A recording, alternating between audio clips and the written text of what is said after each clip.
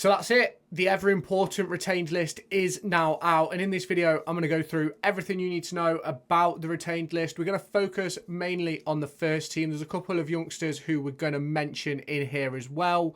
But let's get into this video, starting off with the loan players returning back to their parent clubs. So as mentioned when I did my previous Who Stays video, Ebro Adams is heading back to Cardiff at the end of his loan spell, as expected.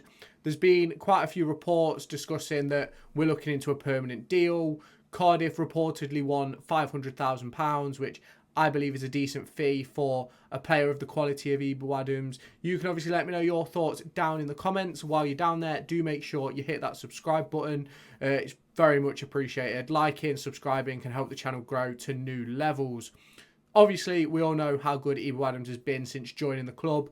I think getting him signed to a permanent deal will be absolutely massive. Right at the end of this video, we're going to look at the current depth chart, and I think Adams would slot in perfectly into our midfield area. Now, next up, we have Tyrese John Jules. He's heading back at the end of his loan. There's not been much talk about John Jules, so my assumption is going to be that we're not going to offer him a contract when his deal expires at Arsenal. Although, who knows, he has shown glimpses of what he's capable of, especially in training with the coaching staff.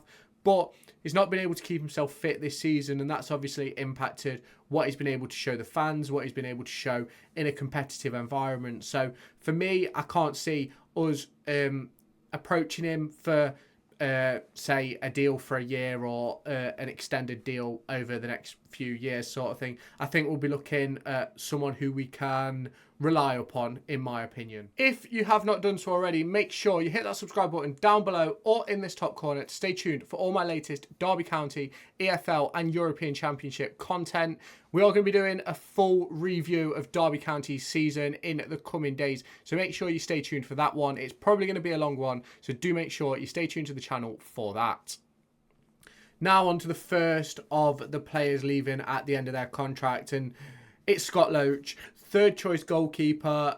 He's done a lot of work with the academy boys over the course of his time at the club, and what a way to end it for him with automatic promotion on his CV from the League One to the Championship. What an amazing journey he's had with the club. Obviously not played a mega amount of games during his time here, but he's done his job really well as that second choice, third choice goalkeeper. And I wish him well in the future, whether he continues on playing or if he decides to retire and go into coaching.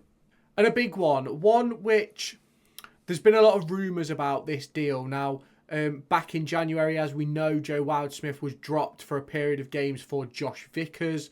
The rumour around seems to be that caused a bit of a rift between the coaching staff and Jow Wildsmith, which then led to him rejecting a contract extension. Whether there is truth to that, I don't know. I'm not Joe. I'm not Paul Warne. I'm not Richie Barker. I'm not Stephen Pearce. I don't know anything internally. But if that is the case, then it's really poor to lose a keeper of Jow Wildsmith's calibre to something like that. Now, there is rumours that we are interested in Victor Johansson from Rotherham. Although it looks like he's going to Stoke, there's still an opportunity for us to jump on that deal. The rumour that I'm hearing about Jow Wildsmith is that he's heading to Portsmouth. Bit of a sideways step if that is the deal that he takes. But ultimately, he's got to do what's best for himself, his family and his career. So, best of luck to Jow Wildsmith in the future.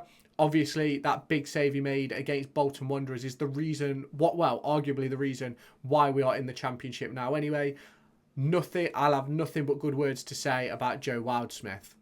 And Conor Horan lifting that trophy on the final day of the season was his final act as a Derby County player. Now, there's lots of talk about Conor Horan at the moment. There's a few clubs looking at him for a player-coach role, most notably. And I do think he would be a good person in that role. During my time in 22-23 at Derby County, he was often in the analyst's office talking to the first team analyst about X, Y and Z to do with, I believe it was his UEFA B at the time. I could be wrong. It might have been his pro licence. But I know he was heavily into all that stuff, and he's obviously spoke about that a lot over the past year or so. He's obviously spent the last year working within Barnsley's academy as well as Aston Villa's academy. So it will be interesting to see what Conor Horan chooses to do with his next step. Obviously, he could end up, if he does play a coach, he could end up with another promotion on his CV with Barnsley if they end up getting it right next season.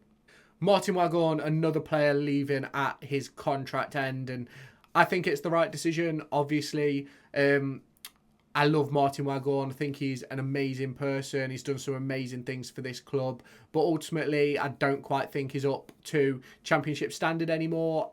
Will he carry on playing? Will he find another club? That is yet to be seen. It will be interesting to see what he does choose to do, though, because it would be brilliant to keep him around the club in a coaching aspect if that is something he'd like to do.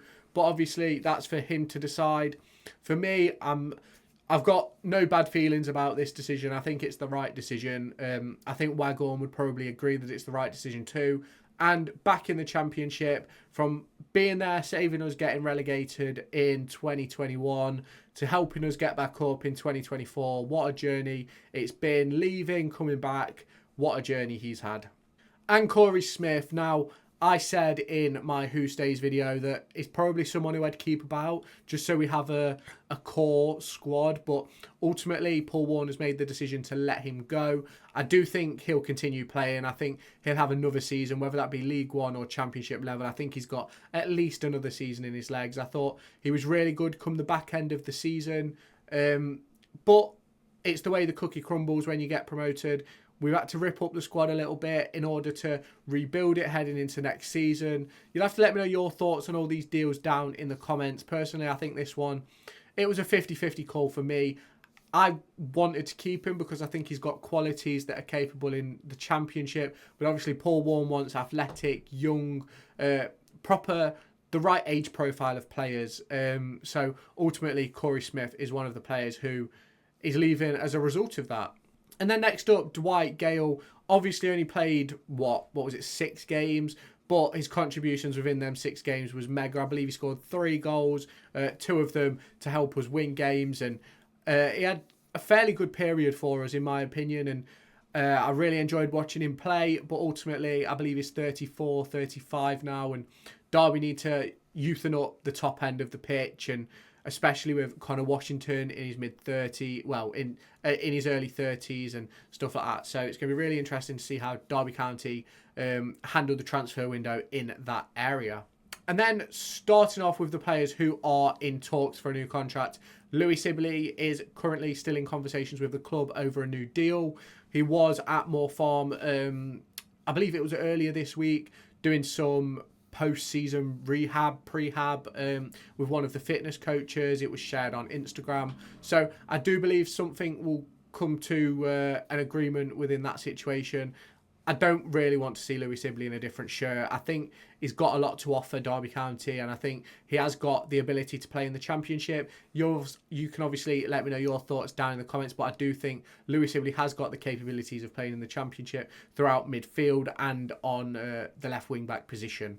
And then, obviously, the strikers. I mentioned earlier on about dropping the age profile of the strikers. Now, keeping James Collins isn't necessarily doing that, but James Collins and Conor Washington know what Paul Warne wants from a striker. So they can aid the development of a Dejan Brown and any potential younger strikers coming through. They can set the standards for the club for those forward players. You've obviously also got the likes of Nathaniel Mendez-Lang, who's still about, and players like that who are going to set standards too in those forward areas. But this is a deal which I believe it will end up being 12 months if it is a deal where they can come to terms with an agreement.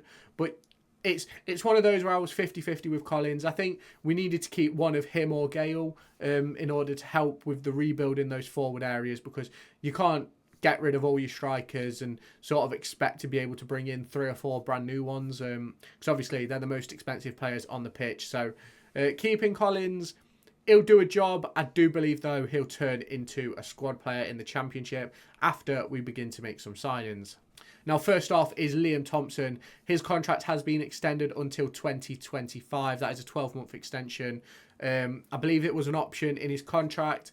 I'm not surprised by this at all. I think he really suits what Paul Warne is trying to do here at Derby County. He's a very athletic, fit midfielder. He gets about the park. He makes tackles. He can play in the 10 or a little bit further behind as well. So he offers a lot in those areas. He's also shown his versatility throughout pre-season last year, if you remember, where he played left wing back a lot.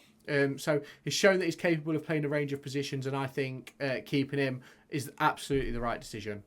And then Tom Barkhuizen, he's also extended his contract for another season. This is due to a performance-based criteria that he hit over last year.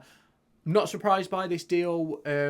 Keeping him about is probably the right decision. It means that we've got 3 players who can play across either wide position with Blackett-Taylor, Mendez-Laing and Barkhuizen. I do think we'll still be looking to strengthen in that area though, so make sure you keep your eyes out for players in that position that are available for transfer or on free transfers. I've obviously already done a range of videos on our transfer targets with the rumours that I've already seen, so make sure you do check them out as well.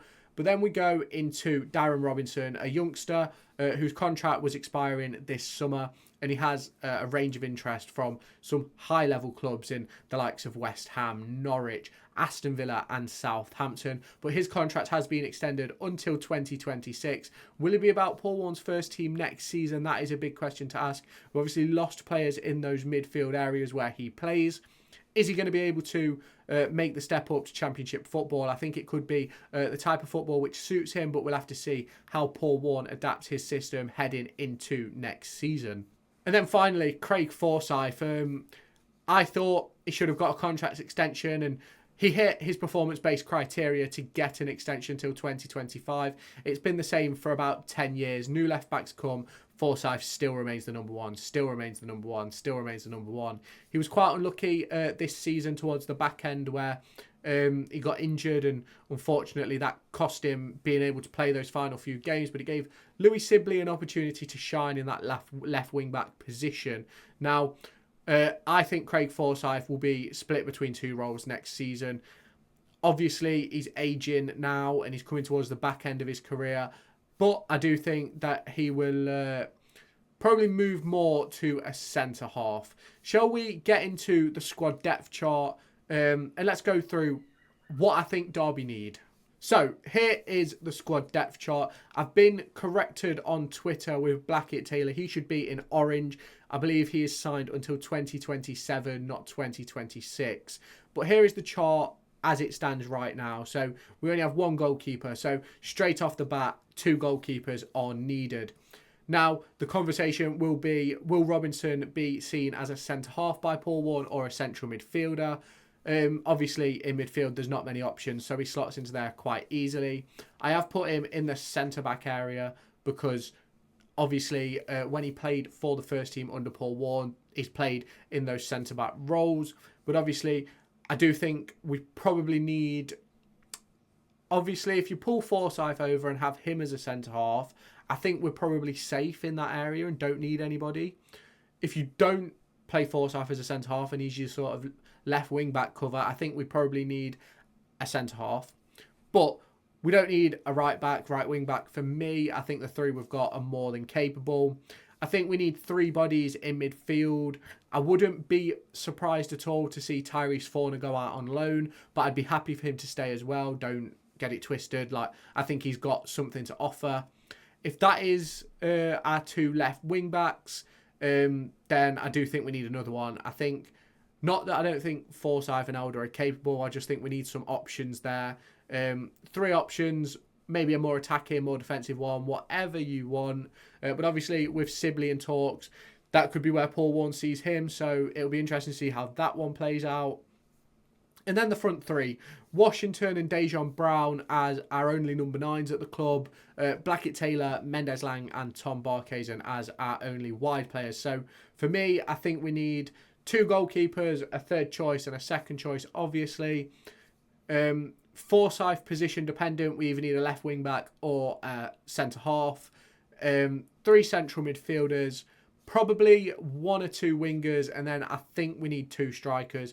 Even if Collins stays, I think we need to proper drop the age profile. But I also think we need to leave the door open for opportunities for the likes of Cruz Allen, Niall McAndrew, Dejan Brown, Lennon Wilden, to be able to get opportunities in the first team next season. Obviously, they've shown a lot, even the likes of Dan Cox at the back, and Adisa or Sunday, or these types of players who could have the opportunity to play next season with the 9 players on the bench. So you can obviously let me know your thoughts down in the comments. This depth chart will be linked over on Twitter. You can see my username on screen in the middle. So let me know your thoughts down in the comments. So that is the release list all said and done. We've seen who's going, we've seen who's staying, and who is still in talks with the club. Let me know your thoughts on it down in the comments. And if you have not done so already, make sure you hit that subscribe button, like this video, and share it with all your friends, as it really helps get this video viewed by more people in the YouTube algorithm. But I'll catch you in my next video. Make sure to go and find me on TikTok, pictured here, and Twitter, pictured here. These are the places where I'll keep you all up to date with all my upcoming videos and my thoughts and feelings around the Formula 1 and football weekend.